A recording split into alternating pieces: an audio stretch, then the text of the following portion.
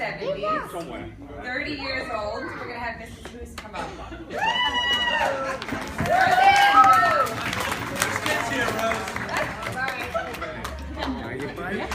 Okay. I don't think I need a microphone.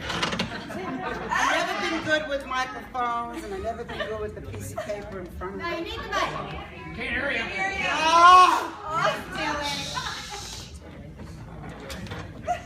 Anyway, I should have. See, now you know. Now you know the whole thing. Don't worry, Pat, I'm not going to throw you under the bus. The things that happened at Sands will stay at Sands. I really am not supposed to be up here too long, I don't think, but I really have to say that, oh my God, they're so cute. I really have to say that I've known Pat, except for her family, for over 55 years. And the truth is that I met her pledging for Kappa Phi Beta, which was a sorority that we belonged to. And in reality, we really were not very close friends when we were in college. We knew each other because we shared, we did events together and whatever, dance or theater party or stuff at the college that we did. We worked on that together, but we were not, she had her friends and I had mine. Well, when we left St. John's, I went into teaching and she went into social work. And at an alumni meeting, I said to her, what is this that you do? Because I was thoroughly bored with 21 kids in a class at 6 years old, and, I don't know, it just wasn't very exciting. So she told me all about it, and I said, gee, that sounds like fun, that sounds like fun.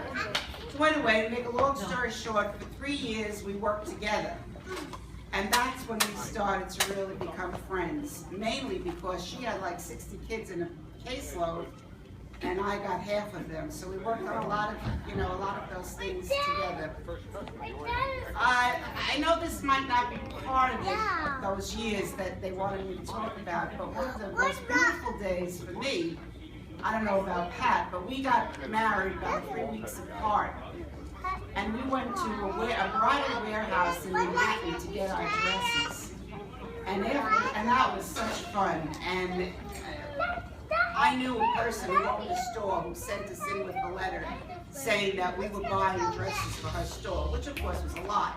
But anyway, we did. And after that, we took our mothers out to Simon & Dove. And we were so proud that we were able, I shouldn't do that, but we were so proud that we were able to do this with our moms. And our moms didn't really know each other, my mother being a very Italian tradition and Pat's mother being a very Irish tradition.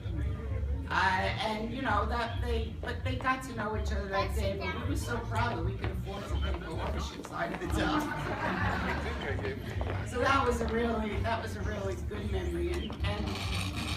And then I'm going to tell you a little bit that Pat had an apartment in Jamaica, and one night she was having all the Shays over for dinner, and they had 6 kids in their family, and mother and father, and she was having meatballs and spaghetti. Now why, I don't know. And she thought that inviting me was going to give their dinner some sort of authenticity, that I was going to make the meatballs the correct way. Well, we're in the kitchen, and we're drinking wine ahead of time, and we were having a wonderful time. And then the spaghetti was done. It must have been at least 2 pounds, maybe 3 pounds. We had this huge pot, and we're dumping it into the colander, and you know what happened? It went all on the floor. And ding dong went the bell. Oh my God. Just going, hurry up, clean it up. And they came in, they were totally unaware that this happened. And I'm in the kitchen stuffing up spaghetti strings all over the place. And we just piled a lot of sauce on it. We gave it to them. They never knew the difference. So I'm going to move on from that into, as I said, I was born in a very Italian type of tradition where you stayed home and you took care of your kids. And I was in the middle of diapering babies and whatever. picking up, wiping off spit. I had 2 kids in 2 years, in the first 2 years of my marriage, so I knew nothing about sex.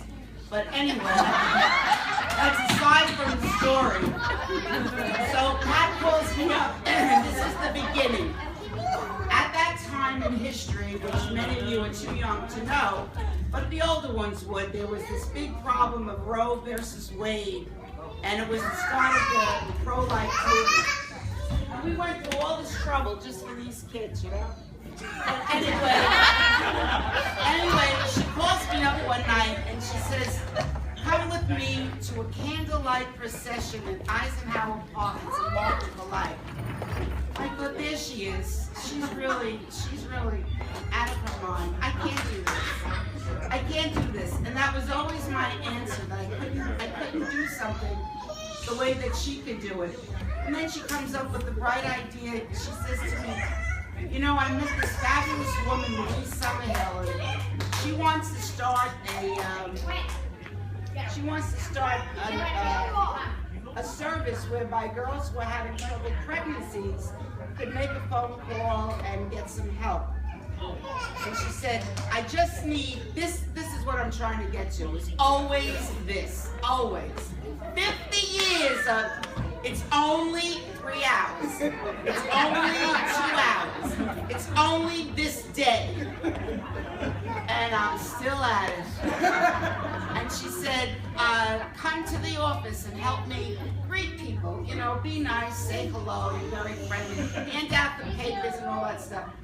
I said, all right, a few hours. And then it was organizing the office. All right, a few hours. I would take this girl to Mercy Hospital just this once. Well, it was her whole freaking pregnancy. And I had the kindergartner with me. And we went on from there.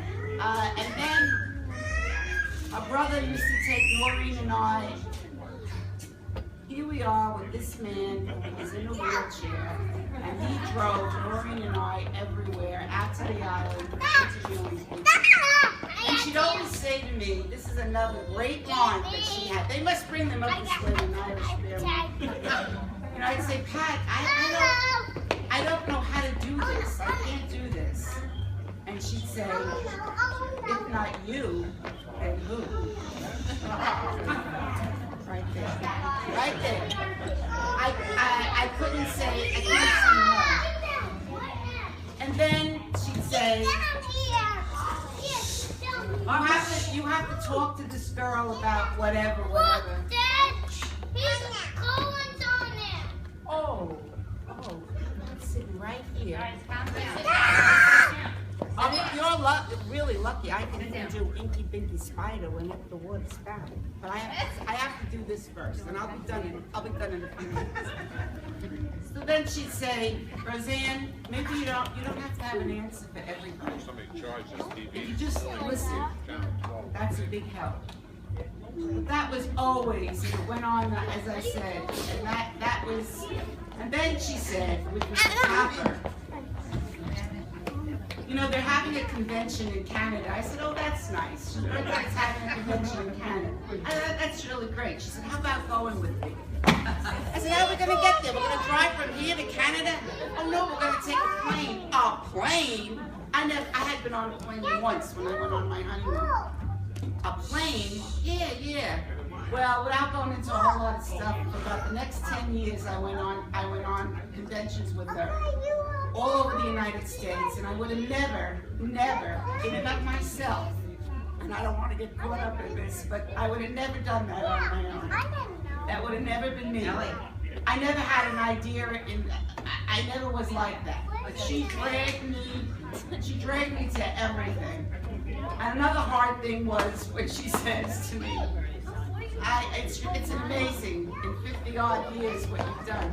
She says to me, I'm going to have a birthright convention in a hotel in the city of New York. I thought, another screwy thing that we got to do. I said, yeah, that sounds like a nice idea. She says, you and Helen Doherty are going to go into Manhattan and find out the prices of one of these hotels. Now, Helen Doherty was an at-home mother with 4 kids whose major occupation was ironing shoestrings up our sneakers. You know, we had no experience whatsoever. But we went in and we did the best that we could, and we did have a convention in New York that was very good. And she also had me, I'm telling you, I've done things that I would have never dreamed that I could do. And they might not seem good or much to you, but they were to me, who had never had those kind of experiences. They never had anybody who, and my mother was always the type of, well, you can't do that. You can't do that. The first convention that I went to, I came home and she said, well, that's good. You got that out of your system. And I didn't get it out of my system. And she never let me get it. Pat never stood for that kind of, I got that out of my system. So it's been, all along, it's been great. Even, I couldn't even believe it. I ran a workshop at the convention. Stuff that, I don't know. It was it's been wonderful. And that's what I'm grateful to her for. My life took a direction that I never knew it could, that I had no idea about. And it's been fine. And she's always never, even if she didn't like the way I did it, she would never say that. It would be an easy explanation. And we had a lot of crying, we had a lot of laughter, but the laughter always outweighed whatever we were upset about. And it's been great, and I hope that it goes on for a lot more years. It's just, she's been a terrific friend. I never thought, if anybody said to me in college that Pat and I would be this friendly and this close, and I would have said, oh, you're crazy, that's not gonna happen. But it did. There was only one time in our friendship that I had an idea. That I made a suggestion, and this was from 1999, Nancy would know this and Ann would know it because we were all there. 1999 to 2000, they said, how should we celebrate the turning of the century? And for some reason, I had an idea. I said, you know what I'd like? I'd like to go to a spot where the earth and the water and the sky met. And they looked at me and they go, what the hell is that? I said, the beach. We're gonna go to the beach. And at midnight, we had champagne, we had glasses, and we drove over to Tobay Beach. And we managed to jump over the chains. Everything was, and we had New Year's Eve we spent at the beach. It was great. I thought it was wonderful. And I can't think of, there were other things, but some of them I'll just let go. And that's about it. And that's about it. So,